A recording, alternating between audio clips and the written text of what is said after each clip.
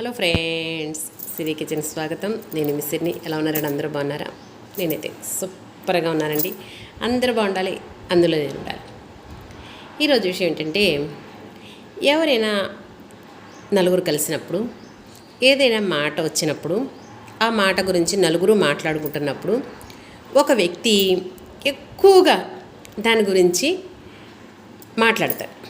మాట్లాడినప్పుడు అది ఏ తప్పైనా సరే అదే కరెక్టు, నేను చెప్పిందే కరెక్టు అని కనుమ ముగ్గురు ఎంత వాదించినా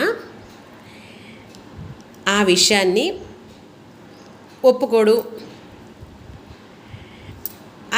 మనం చెప్పే విషయాన్ని అబద్ధం అంటాడు, నేను చేసిందే కరెక్ట్ అంటాడు, నేను చూసిందే కరెక్ట్ అంటాడు, నా మాటే నెగ్గాలంటాడు.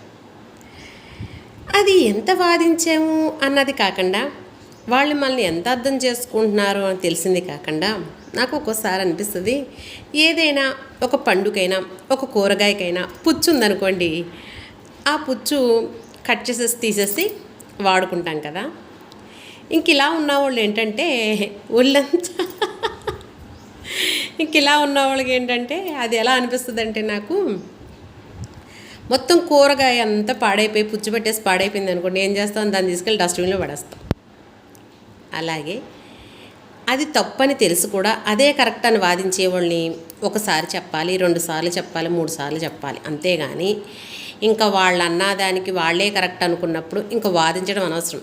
అలా ఊహించుకోవాలన్నమాట. ఇంక ఇది పుచ్చు, ఇంకేం చేస్తాం అంటే, పుచ్చుదే అన్న కూరగాయ ఉందనుకుంటే దాన్ని ఏం చేస్తాం, డస్ట్బిన్లో పడేస్తాం, మొత్తం కుళ్ళిపోతాయి అనే విధంగా ఆలోచిస్తే ఎవ్వరికీ ఇబ్బంది ఉండదు.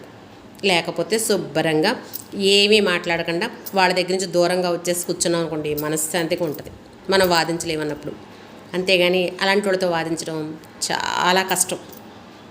మనదే తప్పు కూడా. అలాంటి వాళ్ళతో వాదించడం అనేది మన తప్పు అనుకోవాలి. అవునంటారా కాదంటారా? నవ్వుతుండండి, నవ్విస్తుండండి, ఆనందంగా ఉండండి, ఆరోగ్యంగా ఉండండి.